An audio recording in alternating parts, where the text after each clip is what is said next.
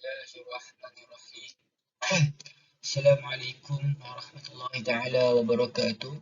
Nama saya Al-Amin bin Fazal. Nombor matrik 054670. Jadi insya-Allah kali ini saya akan terangkan berkaitan dengan mantiqul hadis di bawah tajuk Istiqra'. Di tajuk yang saya pilih adalah faktor yang mempengaruhi perbezaan pencapaian akademik bagi pelajar sekolah menengah berasrama dan sekolah harian. Jenis istiqra' yang digunakan adalah nakis dan kajian ini bertujuan untuk mengenal pasti faktor yang mempengaruhi perbezaan pencapaian akademik pelajar tingkatan 5 terhadap subjek fizik, biologi dan kimia di Sekolah Menengah Datuk Haji Abbas Kuala Nerus, Terengganu. Dan persempulan ini adalah secara rawak. Okey.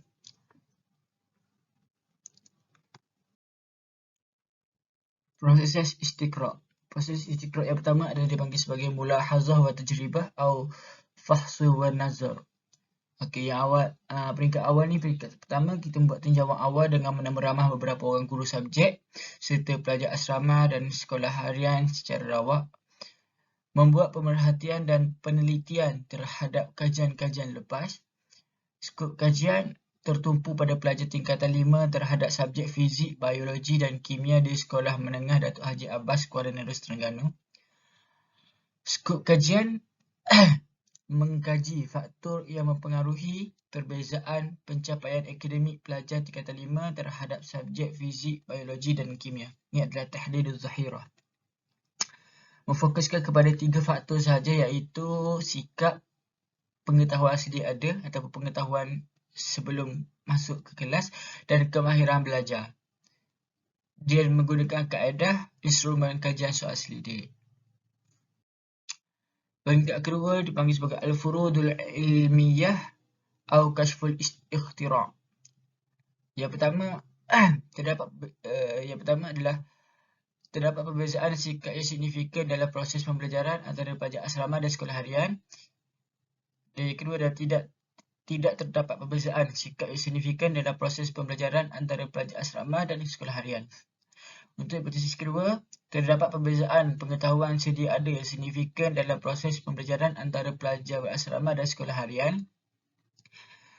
Dan tidak terdapat perbezaan pengetahuan sedia ada yang signifikan dalam proses pembelajaran antara pelajar berasrama dan sekolah harian. Yang ketiga adalah terdapat perbezaan kaedah pembelajaran yang signifikan dalam proses pembelajaran antara pelajar berasrama dan sekolah harian. Dan tidak terdapat kaedah pembelajaran yang signifikan dalam proses pembelajaran antara pelajar berasrama dan sekolah harian. Yang keempat, terdapat hubungan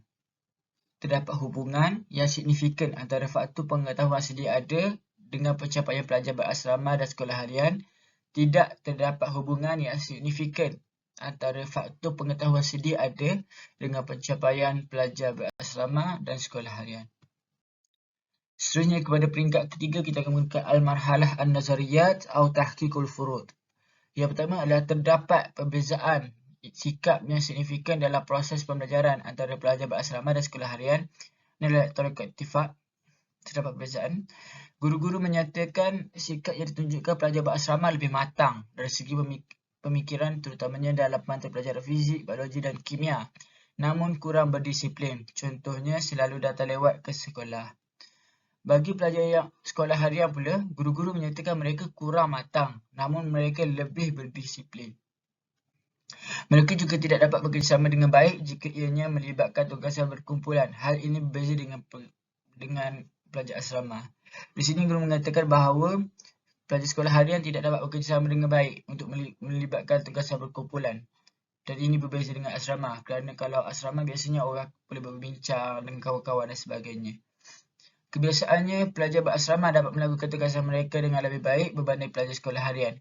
Ini pun adalah kerana pelajar di asrama mempunyai masa yang lebih bersama rakan-rakan untuk berbincang dan menyelesaikan tugas yang diberi. Hal ini mungkin disebabkan kebanyakan pelajar berasrama mempunyai masa yang lebih banyak bersama rakan-rakan untuk berbincang dan menyelesaikan tugas yang diberi, manakala pelajar sekolah harian pula mempunyai masa yang terhad sahaja. Yang kedua, terdapat perbezaan kaedah pembelajaran yang signifikan dalam proses pembelajaran antara pelajar berasrama dan sekolah harian. Pelajar berasrama mengatakan mereka lebih suka belajar secara berkumpulan dan belajar di minit-minit akhir ataupun dipanggil sebagai last minute. Dan yang kedua adalah pelajar sekolah harian pula lebih gemar belajar bersendirian dan tidak suka mengulang kaji pelajaran di saat-saat akhir.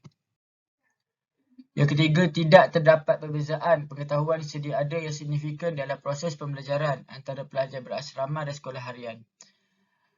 Yang pertama, pelajar berasrama merupakan pelajar sekolah yang sepenuh masa berada di sekolah dan menetap di asrama yang telah ditetapkan bersama pelajar-pelajar lain. Sehariannya pagi di sekolah dan petang sehingga malam aktiviti di asrama sekolah. Pelajar sekolah harian pula adalah mereka yang menetap di rumah sendiri dan majoritinya adalah mereka yang tinggal berdekatan dengan kawasan sekolah. Sehariannya mereka pagi sekolah dan waktu petang mereka pulang ke rumah masing-masing dengan aktiviti masing-masing tanpa terikat dengan apa-apa undang-undang sekolah. Pelajar sekolah harian dikaitkan dengan imej yang kurang matang dan kurang menguasai dalam beberapa mata pelajaran seperti fizik, biologi dan kimia. Pelajar berasrama pula dikaitkan dengan imej pelajar yang lebih matang dan lebih menguasai dalam mata pelajaran fizik, biologi dan kimia. Okey. Next. Yang keempat adalah terdapat hubungan yang signifikan antara faktor pengetahuan sedia ada dengan pencapaian pelajar berasrama. Untuk pelajar berasrama adalah hubungan yang signifikan, tapi untuk pelajar sekolah harian tidak terdapat hubungan yang signifikan antara faktor pengetahuan sedia ada dengan pencapaian pelajar. Okey, itu adalah rumusan akhir yang kita dapat bahawa pelajar berasrama adalah terdapat hubungan signifikan antara faktor pengetahuan sedia ada itu dengan pencapaian pelajar, tapi untuk pelajar sekolah harian itu tidak terdapat hubungan signifikan. Itu saja daripada saya. Assalamualaikum warahmatullahi wabarakatuh.